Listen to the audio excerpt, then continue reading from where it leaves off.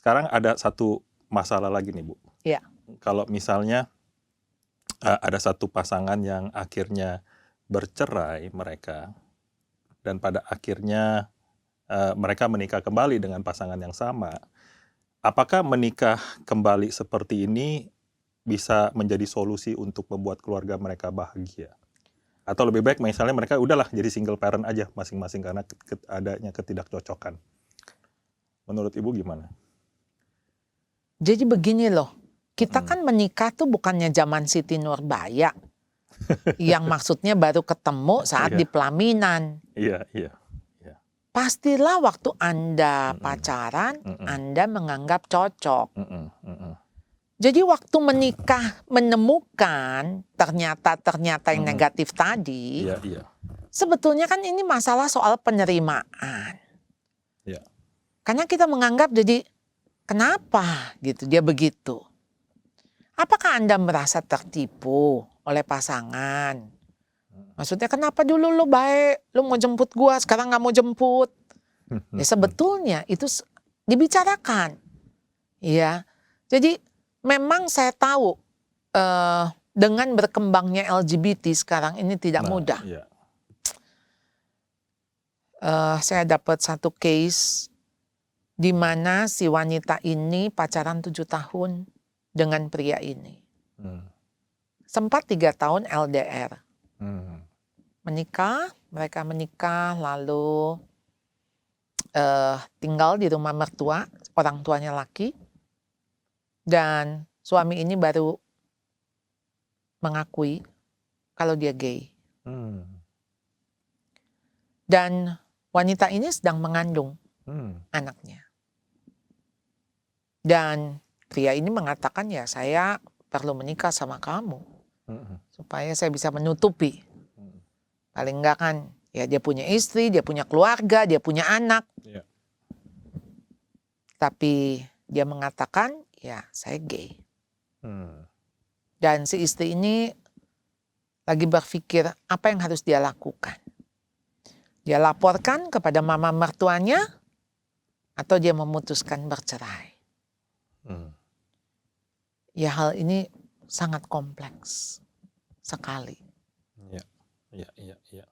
Nggak gampang itu Bu ya. Tidak mudah. Iya. Dan saya juga bingung kalau dia pacaran 4 tahun, maksudnya secara intens, dia bisa nggak berasa pacarnya ini gay.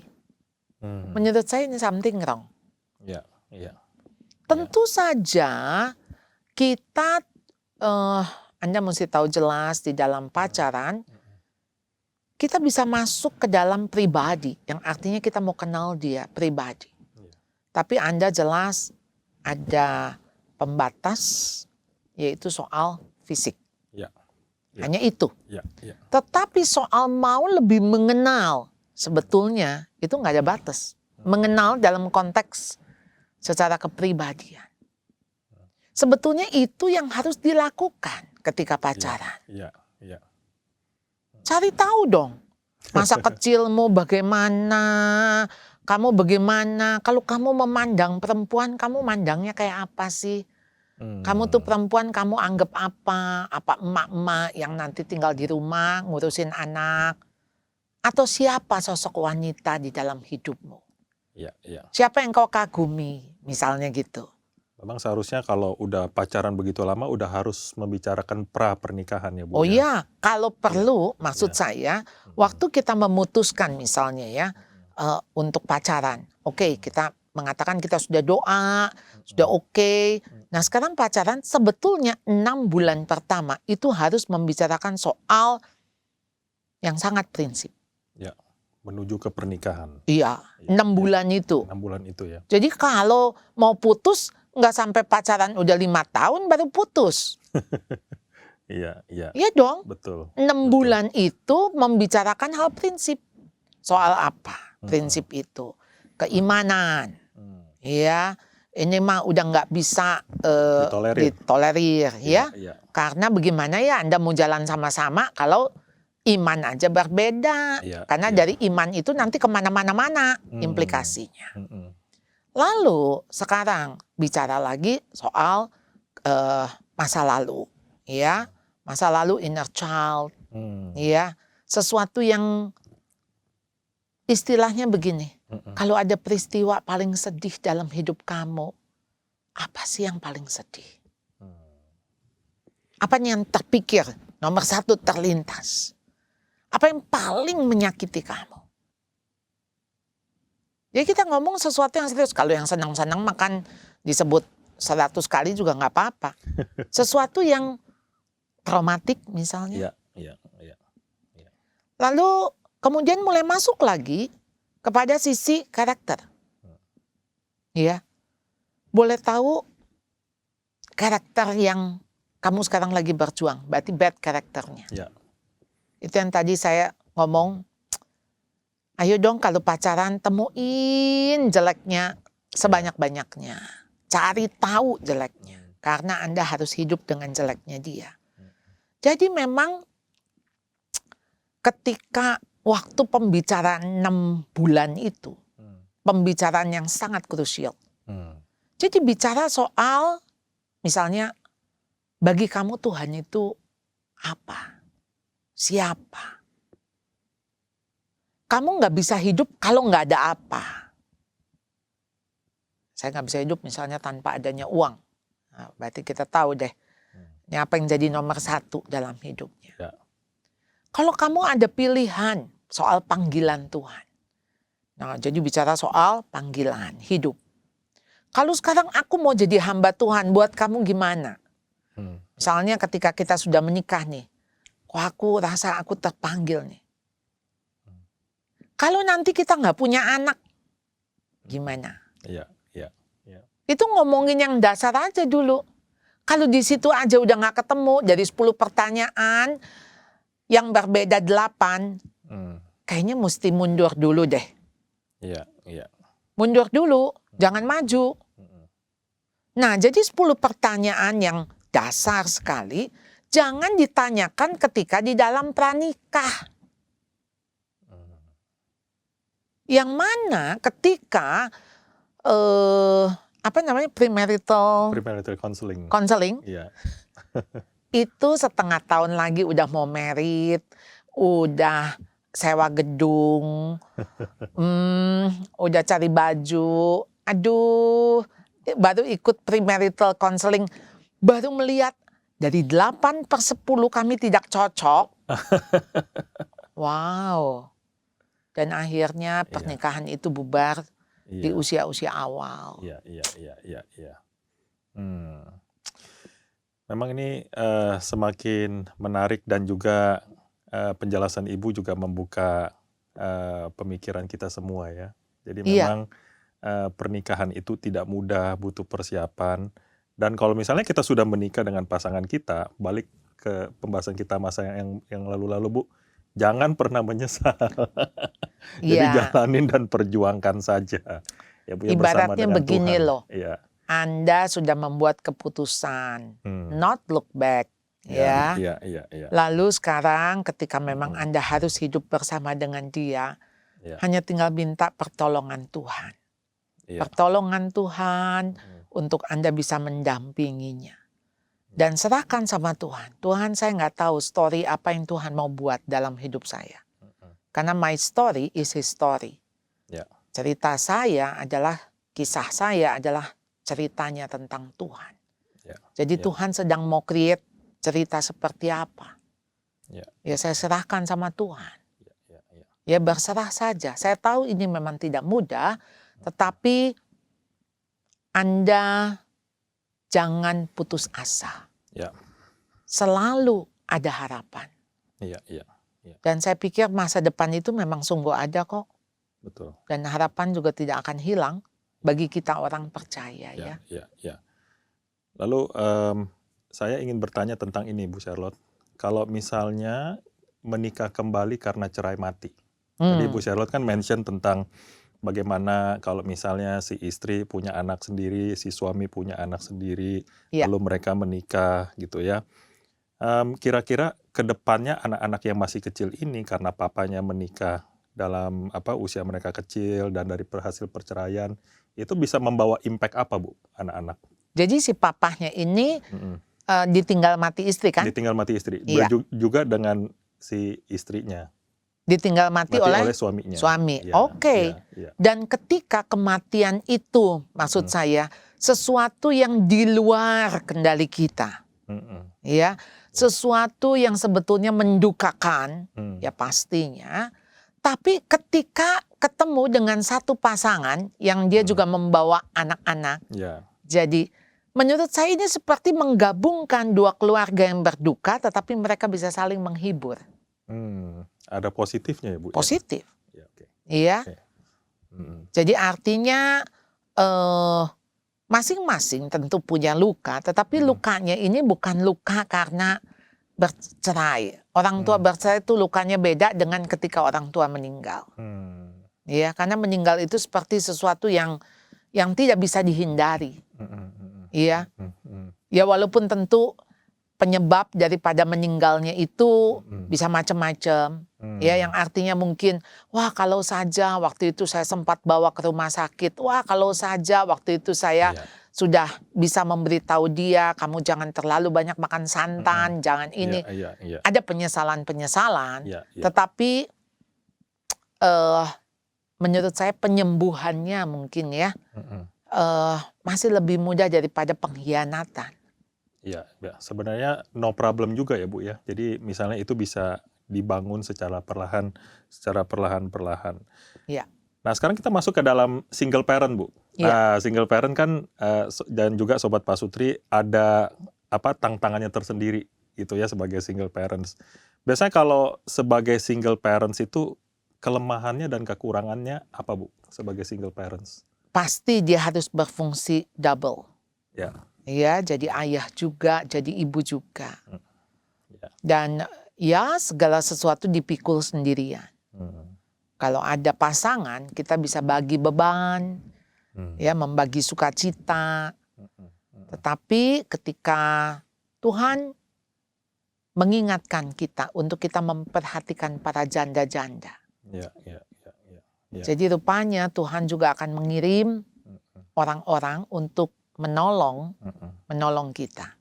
Termasuk ketika misalnya kalau misalnya istri ditinggal suami, ya Tuhan akan memberilah sosok laki-laki di dalam hidup si anak. Jadi misalnya lewat gurunya kah, lewat omnya kah gitu. Jadi saya pikir ketika Tuhan memanggil pasangan kita pulang lebih dulu, pasti ada rencana Tuhan. Ya, kalau dia mengambil itu pasangan kita lebih dulu dari kita sementara anak masih ditinggal kecil-kecil, balik lagi story apa yang Tuhan mau buat. Jadi ada histori, ceritanya Tuhan. Jadi betul. Bagaimana kita melihat banyak di Alkitab cerita tentang janda. Ya, di dalam kemiskinan gitu kan. Tapi ada keajaiban, ada mujizat yang Tuhan kerjakan dan ya tertulis, tercatat di Alkitab begitu. Ya. Jadi mari kita jangan putus asa. Betul. Ya. Kalau misalnya di dalam pengalaman Ibu Charlotte selama membimbing single parents mungkin, apakah ada cerita-cerita yang mungkin bisa disampaikan kepada Sobat Pasutri nih Bu? Kan sekarang kan single parents kan kita bicara misalnya seorang wanita yang single parents, mereka kan ada yang jadi wanita karir Bu, ada yang jadi pengusaha. Nah jadi bagaimana nih Bu pengalaman mereka dalam mengatur bersama dengan anak-anak mungkin? Ibu bisa berbagi nggak? Iya. Nah biasanya ketika seorang istri ditinggal oleh suami, apa yang ada di dalam pikirannya adalah saya harus cari uang. Saya harus menggantikan fungsi suami saya untuk mencari nafkah. Tentu saja benar, ya. Anda tidak boleh bergantung kepada orang, Anda nggak mengemis, begitu ya. Tapi kadang kita lupa, peran ibunya kita tidak lakukan.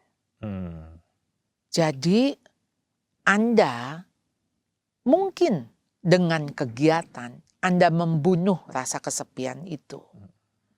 Tetapi ingat, Anda ini nggak sendirian yang ditinggal. Anda bersama dengan anak-anak. Justru hubungan Anda dengan anak-anak itu harus semakin kuat. Iya. Jadi kalau sampai Anda menyibukkan diri, ya, sampai-sampai Anda nggak punya waktu lagi dengan anak, saya cuma khawatir. Nanti ketika anak-anak besar, Anda jauh lebih sibuk mengurusin masalahnya anak. Ya. Karena anak-anak saudara jadi bermasalah. Udah dia ditinggal sama bapaknya, sekarang ditinggal sama ibunya. Dalam konteks si ibu sibuk. Betul. Ya, ya, ya. Jadi ayolah, peran Anda yang tak tergantikan adalah jadi ibu. Kan Anda sekarang sudah tidak jadi istri. Ya. Sebetulnya sudah hilang nih satu fungsi. Tapi Anda jadi ibu yang mungkin sekaligus jadi ayah dalam hal mencari nafkah. Ya. Ayo pandai-pandailah Anda mengatur waktu. Ya, ya. Atau karir apa yang bisa dilakukan sambil tetap bisa jadi ibu. Jadi Anda tidak terbenam di dalam mengejar karir.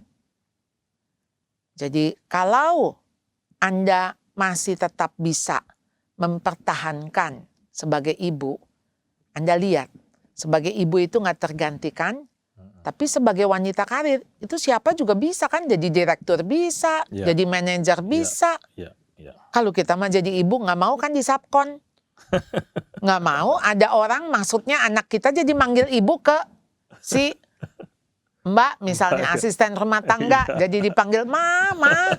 Lalu yang ke sini jadinya Mbak atau tante misalnya gitu kan, pasti kita keberatan. Iya, iya, iya, iya. Nah, jadi ya apa yang menjadi prioritas? Iya, iya. Lalu Anda bilang, tapi kan buat masa depan anak. Saya mesti siapin. Jangan sampai nanti anak nggak sekolah. Ya, saya kan rencana mau anak-anak sekolah ke luar negeri. Iya, iya. Nah, saya harus katakan, anak-anak saudara jadi apa, bagaimana, menikah dengan siapa, Tuhan sudah catat. Ya. Ya, Ya. Pak Mazmur sudah menuliskan itu. Hari-hari kita tercatat, sudah dicatat oleh Tuhan. Ya, ya. Bahkan sebelum lahir anak-anak kita. Jadi kalau anak kita harus, bukan harus sih, kalau memang dia bakal kuliahnya ke luar negeri, ya pasti bisa ke luar negeri. Ya. Entah dapat beasiswa atau apa. Betul, betul, betul. Jadi nggak usah takut. Ya. Dan Anda mesti percaya ketika Tuhan mengambil gitu ya, memanggil pulang pasangan Anda lebih dulu. Tuhan pasti bertanggung jawab akan mengurusi Anda. Iya. Pasti. Iya. Kita belajar dari janda-janda itu yang tercatat di Alkitab. Ya, bagaimana Tuhan mengutus nabi-nabinya untuk datang menolong dan disitulah mujizat terjadi. Iya. Jadi jangan takut. Kalau Anda khawatir, kalau Anda panik, kalau Anda gelisah, ya justru Anda sedang menularkan kepahitan, kesedihan itu kepada anak-anak. Iya. Self pity-nya jadi nyebar. Iya. Jadi menganggap diri korban, iya ya kesian ya kamu kecil-kecil, papa udah nggak ada ya. Iya ya, aduh kita ditinggal ya nak ya. Ya auranya pasti aura sedih. Iya. Dan bagaimana Anda bisa membangkitkan semangat kepada anak-anak. Dan disitulah sebetulnya iman bekerja. Iman dinyatakan melalui peristiwa-peristiwa kehilangan atau ditinggalkan. Justru kita nyatakan di situ bahwa kita tidak lagi sendirian, tapi kita bersama dengan Tuhan. Iya, iya. Nah, lalu ada seperti ini, Bu. Kan di dalam gereja ya, komunitas gereja, biasa single parent itu kan disebabkan oleh berbagai macam memang kejadian yang sebenarnya tidak kita inginkan, Bu ya. Betul. Misalnya ada pasangan kita yang bercerai atau selingkuh dan lain sebagainya, memutuskan untuk menikah kembali dan lain sebagainya. Ataupun ada kasus single parent yang memang mereka memutuskan untuk tetap single meskipun pasangannya meninggal. Iya. Nah, mereka ini adalah orang-orang yang ada di komunitas gereja, Bu. Iya. Nah, jadi banyak teman-teman ataupun jemaat yang single ini, mereka sebenarnya ingin bergabung di dalam komunitas. Silahkan iya, sebetulnya. Tapi karena mereka sungkan atau nggak nyaman gitu ya Bu ya. Ibu ada saran praktis nggak Bu untuk kepada Jadi menurut saya ketika dia masuk ke dalam misalnya katakan komisi dewasa kah, begitu ya. Iya. Memang kalau pasutri berarti di situ ada pasangan suami istri. Iya. Tapi kalau dia mau datang, dia mau belajar, hari itu topiknya tentang parenting, silahkan saja. Iya. Karena dia berfungsi double. Betul. Sebagai ayah, sebagai ibu. Ya. Dan mungkin pasutri-pasutri harus welcome dengan kehadiran mereka. Ya, jadi mungkin harus dipikirkan oleh gereja juga untuk memberikan wadah bagi para single ini. Ya, single. Nah, memang juga tidak mudah ketika ada single yang laki-laki nih. Nah, Ya, ketika di dalamnya ada single yang wanita, pastinya lebih banyak mungkin karena biasanya single-single wanita lebih mungkin bisa merasa kumpul dengan sesama teman, saling curhat, menguatkan, agak berbeda dengan pria. Nah, prianya nih misalnya pria yang nekat begitu ya. Jadi misalnya ada beberapa orang gitu ya, pasti jadi rebutan dan jadi omongan, dan ini memang yang menjadi riskan dari sebuah komunitas itu adalah gosip. Iya. Iya. Nah, harus diciptakan bagaimana komunitas ini sehat. Harus dibuat rules-nya. Iya. Kalau rules nggak dibuat, nanti akhirnya ini bisa dimanfaatkan untuk hal-hal yang ya kita nggak tahu lah. Namanya orang juga punya banyak motif. Jadi ajang yang tidak baik ya Bu ya. Iya, betul. Iya. Jadi dipikirkan untuk bisa sehat. Nah, saya sebetulnya kepikir untuk sebetulnya yang janda-janda yang ditinggal meninggal gitu ya, ditinggal suami karena meninggal, mungkin jauh lebih strong itu. Betul. Iya. Banyak cerita ya Bu ya. Dan perjuangan, dan mereka bisa mensupport gitu ya. Ataupun tentu ditinggal ketika suami memang pergi selingkuh lah dengan wanita lain. Tapi paling tidak disitulah dia bisa dapat kekuatan dari teman-teman yang sama-sama berjuang sendiri. Ada satu komunitas yang Satu komunitas, tapi itu yang membangun. Dan di situ sebetulnya ini intervensi gereja yang harus ada. Artinya gereja memberikan wadah, memberikan binaan. Jadi dibina itu. Jadi bukan cuma asal ngumpul ngegosip, no. Jadi itu bisa dibangunkan kemampuan-kemampuan mereka. Kan ada yang mungkin nggak siap ketika ditinggal suami meninggal, ada yang mendadak kaget mereka. Kaget. Iya. Nah, jadi di kelompok itu mungkin bagaimana mereka belajar entrepreneurship atau mereka punya pengetahuan misalnya membuat kue atau apalah mereka bisa lakukan untuk sesuatu yang berguna dalam rangka mencari nafkah misalnya. Iya. Baik. Nah Bu, ini ada pertanyaan yang terakhir kali ya, karena waktunya sudah mulai mendekati. Kira-kira langkah-langkah apa Bu yang harus diperhatikan oleh pasutri Kristen ketika mereka sebenarnya ingin membangun lagi, memulai lagi, kembali kepada keluarga yang bahagia? Ada kata lagi. Iya. Kalau ada kata lagi berarti yang sebelumnya mereka sudah pernah. Iya. Ya, Anda jangan tinggalin Tuhan. Anda harus libatkan Tuhan. Anda tanya, Anda betul-betul taati kehendak Tuhan. Sebab kalau tidak, mungkin kegagalan lain akan menyusul. Jadi menikahlah kalau Tuhan suruh menikah. Jangan menikah kalau Tuhan nggak suruh nikah. Jadi kebahagiaan bukan dicari lewat Anda menikah atau tidak menikah. Kebahagiaan ketika Anda bisa berjalan bersama dengan Tuhan. Amin. Itu sudah cukup. Karena Tuhan adalah gembalaku, takkan kekurangan aku. Amin. Baik, terima kasih Bu Charlotte sudah memberikan banyak pencerahan kepada kita, terlebih kepada Sobat Pasutri yang menyimak dari tadi perbincangan dan obrolan kita, Bu. Tapi karena waktu memang kita harus menyudahi acara ini, Sobat Pasutri. Sekedar reminder lagi untuk pengikut setia Family Corner, waktu tayang Family Corner sekarang menjadi setiap hari Senin ketiga jam 8 pagi. Dan kami terus mengingatkan yang seperti tadi Ibu Charlotte bilang ya, terlibat di dalam komunitas. Ya. Ya Bu ya. Jadi kami terus mendorong Sobat Pasutri untuk terlibat di dalam komunitas kami di GKI Mangga Besar. Saudara cukup men-follow Instagram kami yang Couple Fellowship GKI Mangga Besar. Atau saudara bila ingin mendapatkan berkat dari berbagai obrolan Family Corner yang sebelumnya, saudara bisa mengunjungi website kami di www.berkathidup.net. Bu Charlotte, sebelum kita menutup, mohon Ibu untuk berdoa bagi Pasutri pada malam hari ini. Mari kita berdoa. Ya Tuhan, kami datang kembali ke hadapan-Mu, kami sadar kami lemah.